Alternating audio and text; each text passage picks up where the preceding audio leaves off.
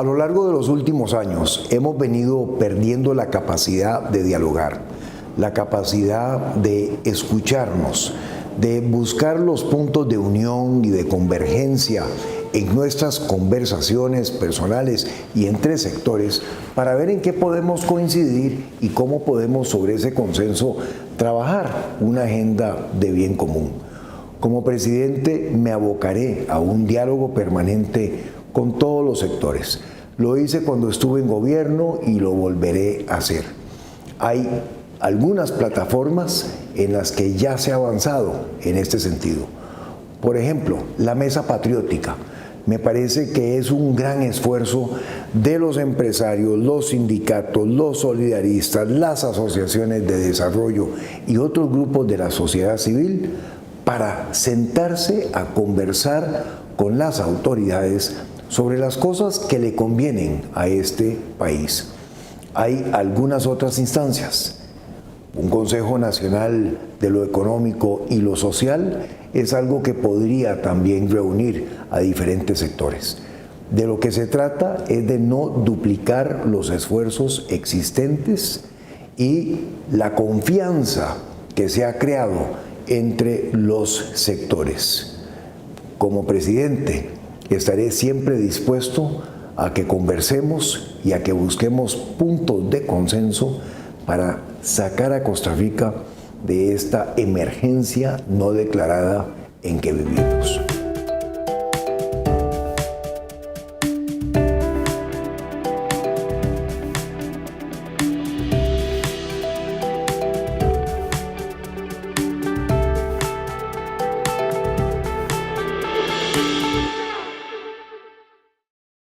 Costa Rica vive una emergencia no declarada. En toda dirección que volvamos a ver, el país se nos cae a pedazos. Es importantísimo conversarnos, dialogar, escucharnos y lograr acuerdos. Y muchos de esos acuerdos se podrán lograr en el Congreso de la República. Es necesario para eso una dosis de experiencia en el manejo de lo público, un equipo de gobierno que haya estado en la función pública y que sepa cómo buscar y lograr esos consensos tan necesarios de los que estoy conversando con usted. Pero a la par de eso, yo quisiera apelar a usted y a las y los costarricenses para que en esta elección, que es diferente a todas las otras, no quebremos el voto, no hagamos un picadillo de diferentes representaciones en el Congreso de la República. No, escojamos a un presidente y además démosle una fracción legislativa que le permita gobernar. Este país necesita salir ya de ese letargo con respecto a la toma de decisiones. Necesita presentarse con certitud ante la comunidad internacional y sobre todo necesita avanzar rápidamente en la recuperación de la economía y la creación de empleo, condiciones para emprendedores, que es el principal reto al que nos enfrentamos hoy en día.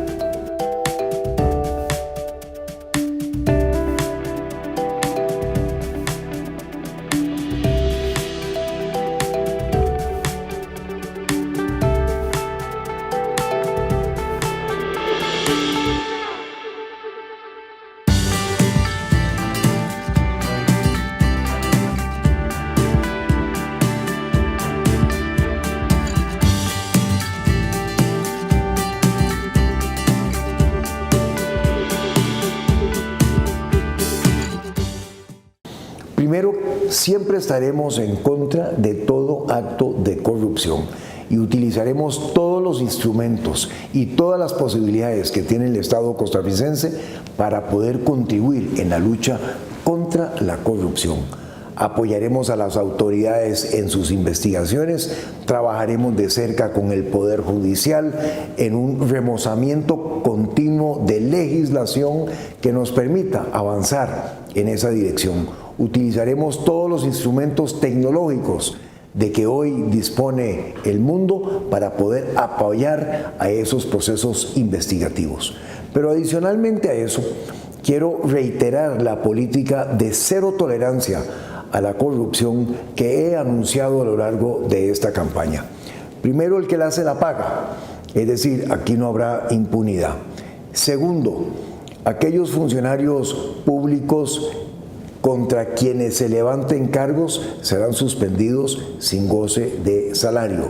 Y tercero, con respecto a las empresas que se compruebe mediante procesos judiciales que han efectivamente hecho actos de corrupción, nos abocaremos a castigarlas con todo el peso de la ley.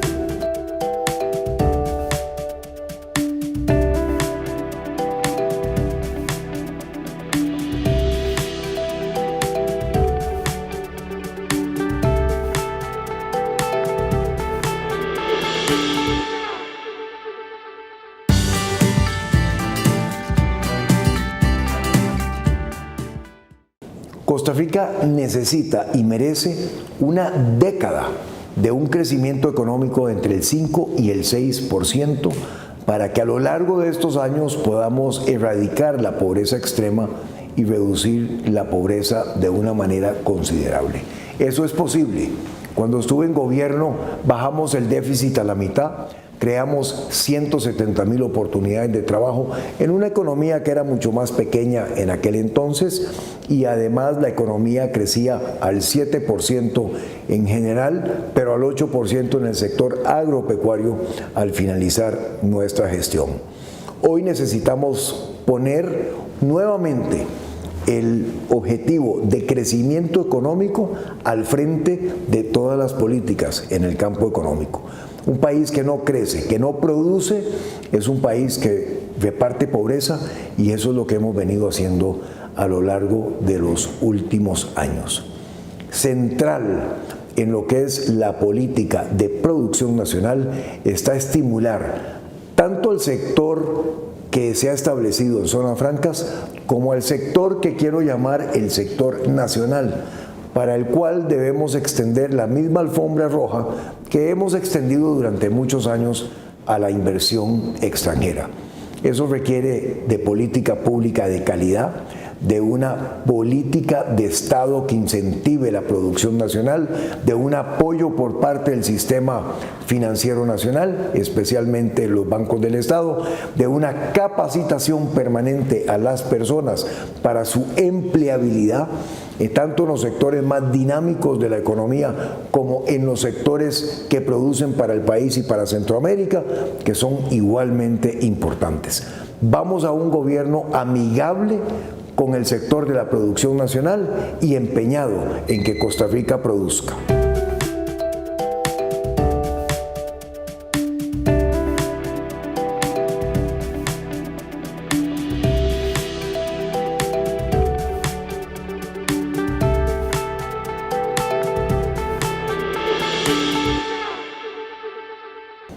Hoy en día la mitad de la población económicamente activa está en la informalidad. Y está en la informalidad porque ser parte de la economía formal se ha vuelto costosísimo.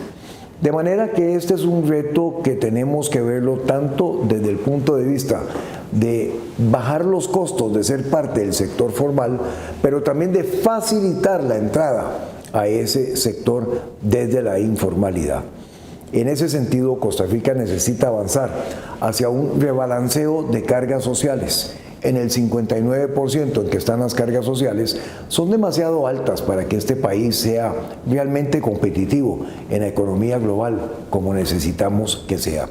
Rebalancear cargas sociales por un lado y por el otro lado facilitar el ingreso de las personas que han estado en la informalidad hacia la formalidad.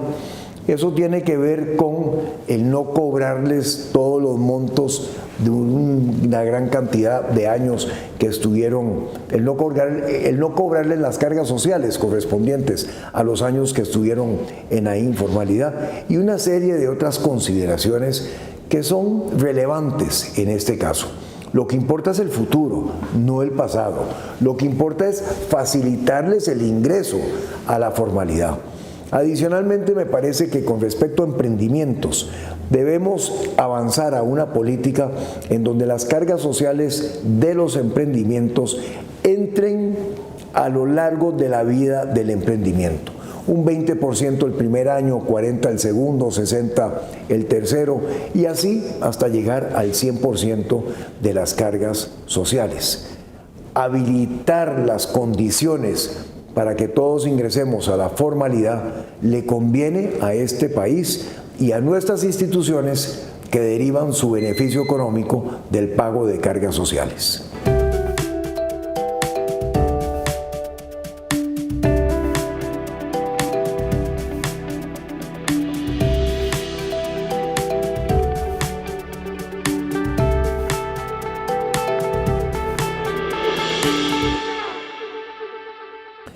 En el siglo pasado, la misión que le dimos al ICE fue la de llevar electricidad a todos los rincones de nuestro país.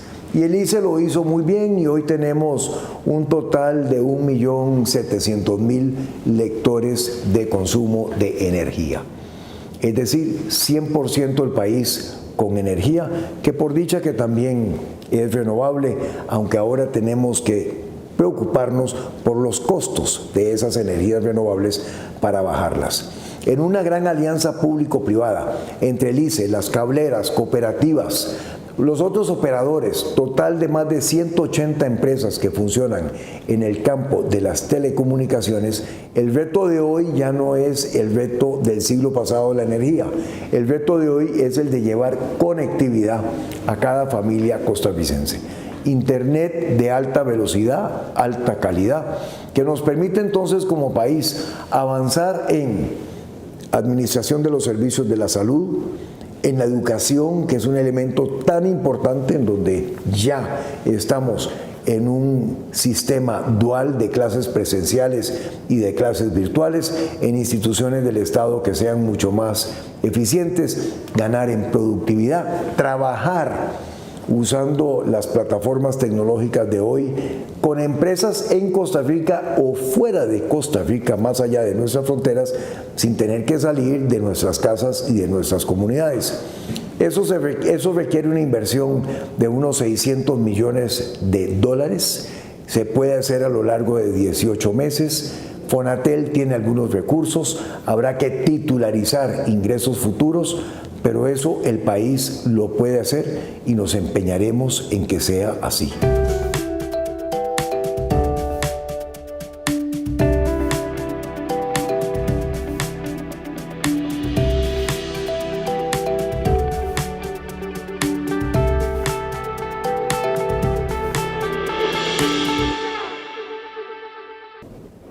Yo pienso que aquí uno de los elementos que nos puede ayudar muchísimo a evitar el fraude fiscal es la implementación de herramientas tecnológicas que con mayores controles cruzados y con trazabilidad de productos nos permiten entonces avanzar en el cobro justo de los impuestos. Pero además de eso, pienso que permitiendo las condiciones fiscales, nosotros necesitamos avanzar hacia una simplificación de nuestra materia tributaria. Hoy en día Costa Rica tiene 110 o 115 impuestos. 6 de ellos recogen el 94% de los ingresos fiscales, de los ingresos del Estado. Muchos otros impuestos nos cuesta más administrarlos que lo que producen en recaudación para el Estado. Le complican la vida a la persona y a la empresa costarricense en declaraciones de impago de impuestos que son en extremo alambicadas con respecto a los sistemas mucho más sencillos, directos y transparentes que existen en otros países. Si mejoramos la recaudación con mejor verificación y con un sistema tributario moderno, simplificado, podremos entonces también empezar gradualmente a bajar los impuestos en este país y eso le ayuda a la persona y a la competitividad nacional.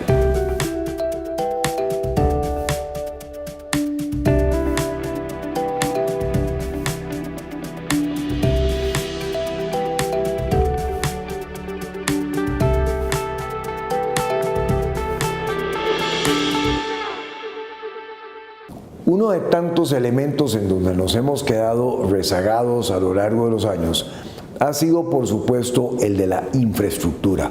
Es vital contar con ella para nuestra comodidad, pero también para nuestra competitividad nacional y el apoyo a la producción nacional y la generación de empleo. Dadas las condiciones fiscales que hoy en día tenemos, aquí el camino son las alianzas público-privadas para que podamos avanzar con fondos privados que inviertan en infraestructura con garantía de repago del Estado, y para eso estamos ya diseñando un Consejo Nacional de Concesiones revitalizado. Y la otra oportunidad está en habilitar la legislación para que sean los fondos de pensiones de las y los costarricenses los que puedan invertir en obras de infraestructura también con una garantía del Estado. Eso nos daría los recursos necesarios para hacer cuanta obra de infraestructura necesitamos en el país, porque los fondos de pensiones en este país nadan en liquidez y más bien están queriendo hasta invertir afuera de Costa Rica cuando tenemos tanta necesidad en el país. Yo veo una gran oportunidad para invertir fondos de pensiones de costarricenses, no solamente en la infraestructura tradicional, las carreteras, las autopistas, sino que también en hospitales, que los tome bajo un leasing o un arriendo a largo plazo la Caja Costarricense de Seguro Social, o para construir infraestructura educacional, que lo harían mucho mejor que el Ministerio de Educación Pública, o inclusive para construir edificaciones para los privados de libertad que hoy en día viven en unas condiciones de hacinamiento que son francamente infrahumanas. A esas cosas tenemos fondos para resolverlos en los fondos de pensiones de todas y todos nosotros.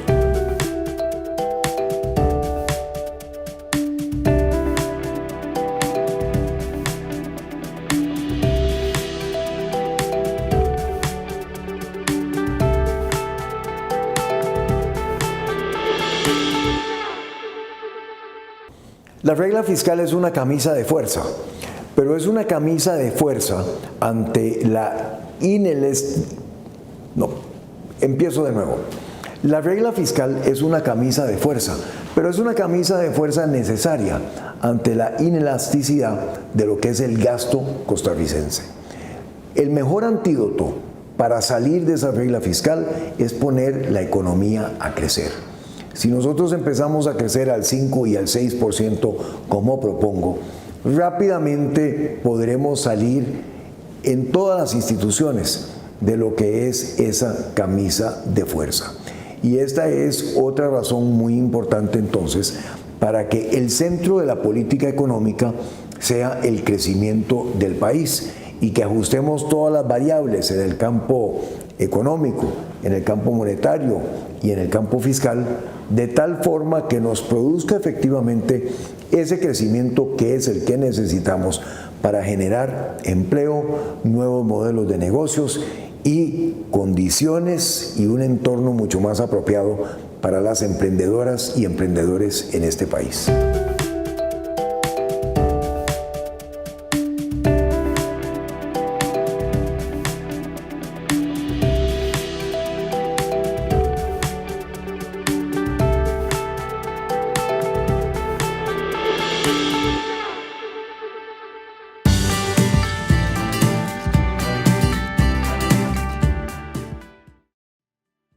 Lastimosamente, Costa Rica se ha convertido en pocos años en uno de los 10 países más desiguales del mundo.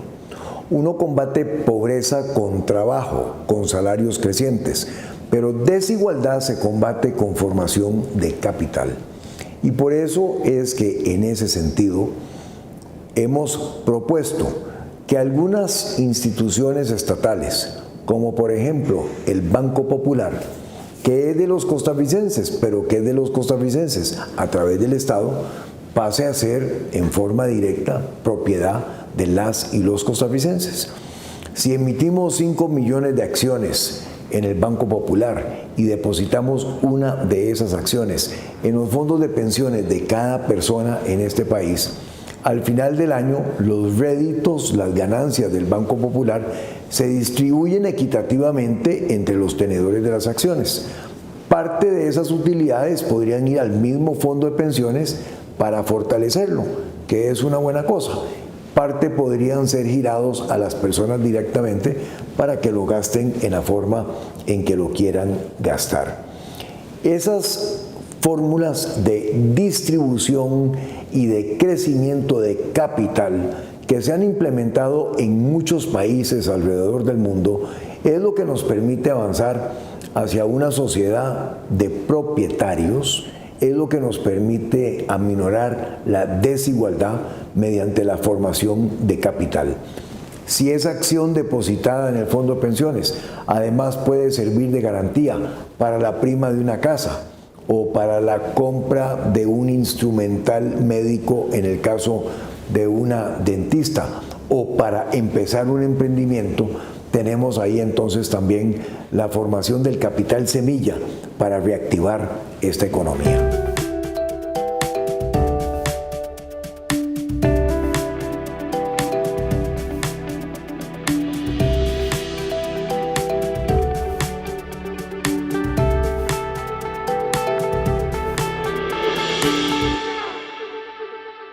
En el campo de la educación enfrentamos una de las crisis más importantes que tenemos en este país.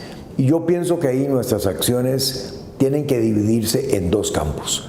Primero, lo que yo llamo el rescate del apagón educativo y luego la transformación de nuestro sistema educacional. En el rescate, un conjunto de herramientas que van desde liberar a docentes de una extraordinaria carga administrativa que hoy los saca por lo menos el 40 o el 50% de las aulas para que puedan estar en las aulas impartiendo clases de forma física o de forma virtual. Pasa por una cruzada nacional a favor de la lectura y del poder escribir para ayudar y darle asistencia a jovencitas y jovencitos que están llegando a tercer y cuarto grado sin comprender su lectura y sin habilidades para poder expresarse bien mediante la escritura. Pasa por convertir al Canal 13 en un canal educacional y cultural 24/7 que refuerce las clases en las escuelas y en los colegios, pero también en las casas con las familias. Y por el otro lado, pasa por habilitar cursos cortos que yo llamo de empleabilidad, inglés, acreditaciones tecnológicas para unas 250 o 300 mil jóvenes que se quedaron desenganchados del cuarto ciclo, que no lo terminaron, que no tienen su bachillerato y que con esos cursos perfectamente podrían ir a asumir posiciones de trabajo en los sectores más dinámicos de esta economía que crece, que son los servicios que están en zonas francas. En cuanto a lo que es la otra parte del programa, lo que es la recuperación de la educación, necesitamos avanzar hacia una política de Estado con respecto a la educación que nos lleve con metas muy claras al 2035 en lugar de políticas de gobierno.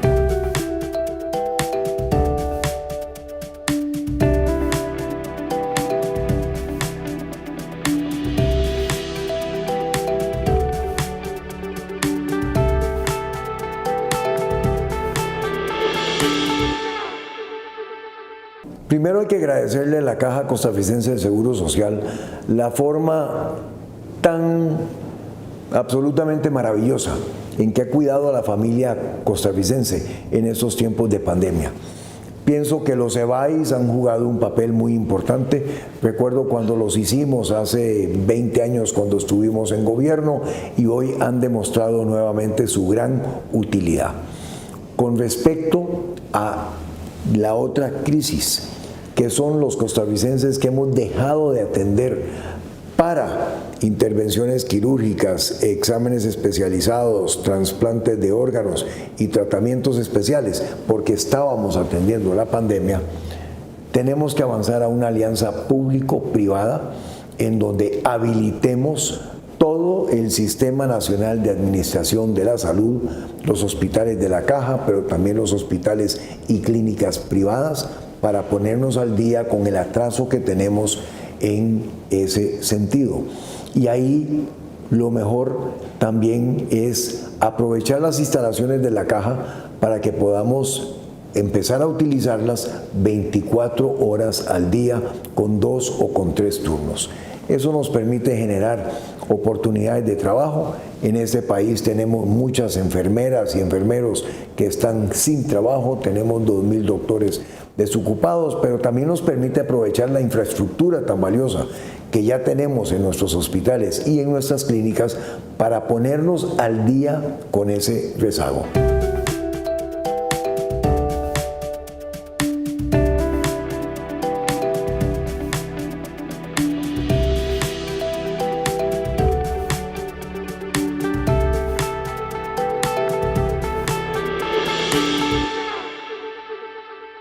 Los regímenes de pensiones en todo el mundo están sufriendo retos importantes. Y es así porque están diseñados para que las personas se pensionaran a los 60 o 62 años y fallecieran a los 65 o a los 67. Hoy, que gracias a Dios somos mucho más longevos, por supuesto que ponemos una presión financiera mucho mayor sobre los sistemas de pensiones. El IBM, en nuestro caso, y algunos otros regímenes de pensiones. La forma de poder avanzar acá es precisamente mediante lo que sería el fortalecimiento del sistema de pensiones, contribuyendo a la formación de capital de cada persona en su pensión individual.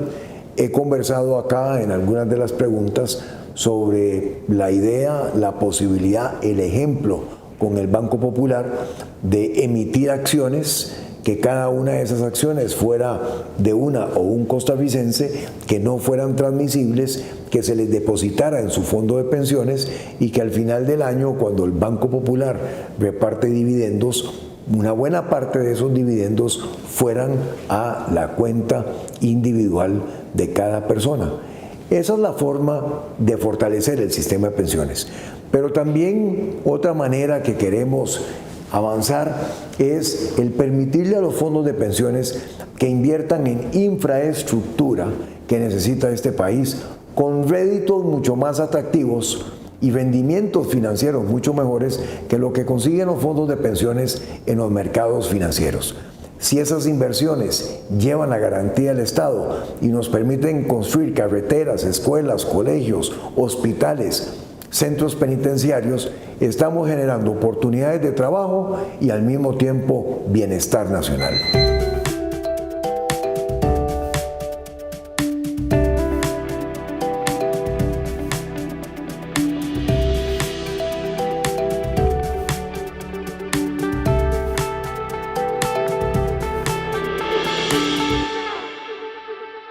El cambio climático está teniendo un gran impacto en la producción de alimentos a nivel nacional.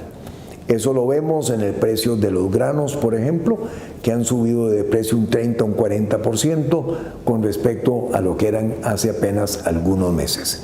Esa es una tendencia que va a seguir y por lo tanto Costa Rica necesita replantearse su política de producción agropecuaria para garantizar una seguridad nutricional en nuestro país. Es por esa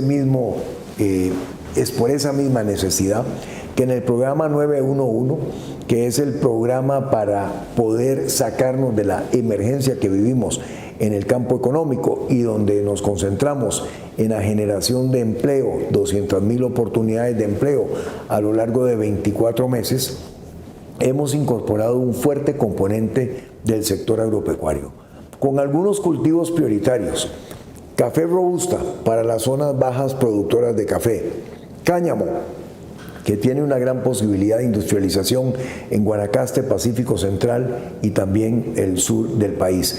Pie de cría para fortalecer el hato nacional ahora que estamos exportando casi todo lo que producimos en carne a Asia. Y también, por supuesto, algunos otros cultivos que nos son realmente muy importantes y que presentan una oportunidad de empleo para Costa Rica. Venimos trabajando ya con la Corporación Hortícola Nacional en todo lo que tiene que ver con hortalizas y con el poder llevar transparencia a los mercados de los productos agropecuarios.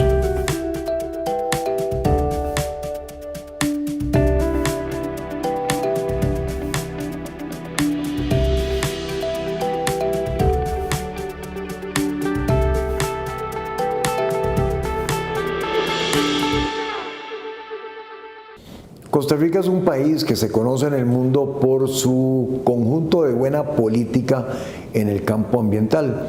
Y yo pienso que ahí tenemos una oportunidad para seguir brillando como uno de los países que más hace en el concierto de las naciones. Sin lugar a duda, aquí tenemos dos grandes oportunidades por delante. Una es convertir la lucha contra el cambio climático en un elemento de crecimiento económico, en donde la infraestructura resiliente al cambio climático, la transformación del sector agropecuario o de otras áreas de la economía nacional hacia un sector que tenga menos emisiones de carbono, se convierten en una oportunidad de reinvención, de nuevos modelos de negocios y de empleo. Y ahí estará centrada una buena parte de nuestro esfuerzo y de nuestra política para descarbonizar la economía costarricense. La otra parte que tiene que ver con eso es la protección del océano. Costa Rica es un país oceánico, tenemos 10 veces más superficie en el océano que en nuestro territorio. Y el avance de la economía azul en el mundo nos permite entender no solamente el extraordinario aporte del océano a lo que es el medio ambiente. Por ejemplo, produce el 50% del oxígeno en el planeta. Cada segundo respiro en nuestra vida es cortesía del océano, sino que además de eso nos permite utilizar los recursos marinos de una forma mucho más sostenible, en donde podamos paulatinamente, pero sin perder tiempo, agregarle valor a nuestros productos del mar.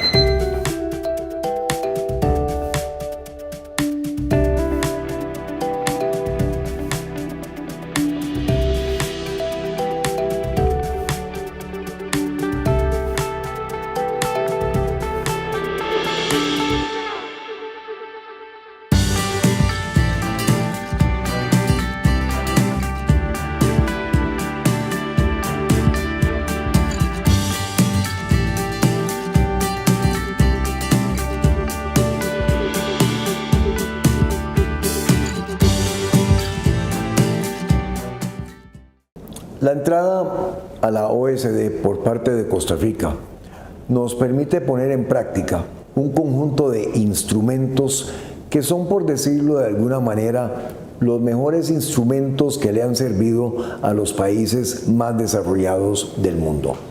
En la adhesión a esos instrumentos hay una gran oportunidad para modernizar lo que es el aparato estatal, mejorar la gobernabilidad de muchas de nuestras instituciones y ser, en términos generales, un país mucho más competitivo. Seguir por esa ruta es una buena cosa, pero debe ser un avance en el que no comprometamos la situación apremiante de esta emergencia en que vivimos. En este momento de nuestra vida no estamos para ajustes de la noche a la mañana que pongan en peligro nuestra institucionalidad o nuestra manera de ver las cosas en este país. Avancemos con la gradualidad, sin perder el tiempo, adoptemos más de las normas de la OECD, pero tampoco arriesguémonos a que eso se nos convierta en una camisa de fuerza.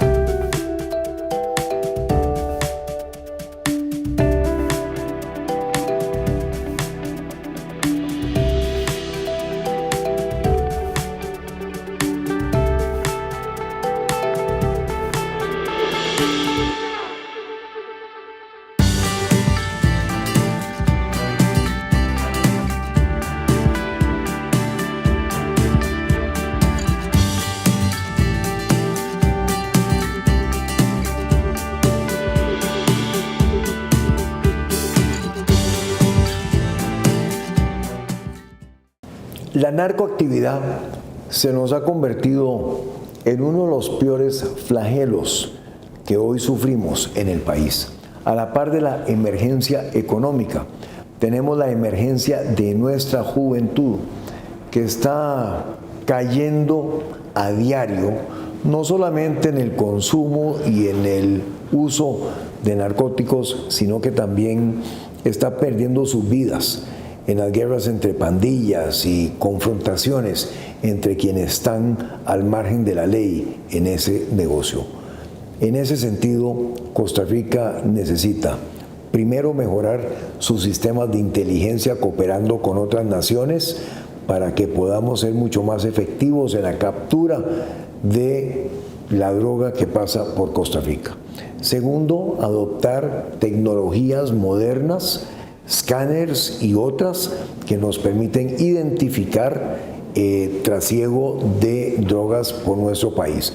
Tercero, seguir reforzando siempre y mejorando el equipo y las condiciones de trabajo de los cuerpos de la fuerza pública que contribuyen en la lucha contra el narcotráfico.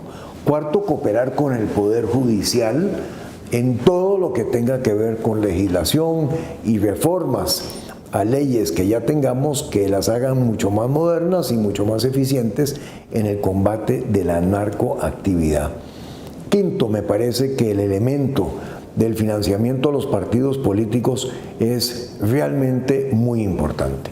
Y en ese sentido, Costa Rica debe volver a un sistema en donde los partidos políticos sean financiados con parte del gasto público sin tener que pasar por la construcción de fideicomisos bancarios y otras cosas que hoy hacen muy difícil que los partidos políticos se puedan financiar.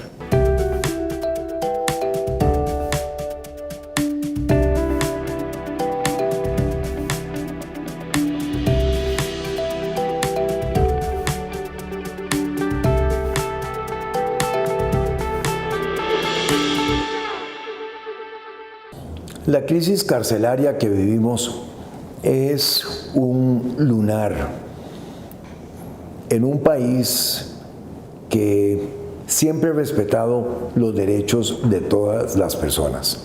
Las condiciones en que están viviendo los privados de libertad son infrahumanas y absolutamente denigrantes de la persona.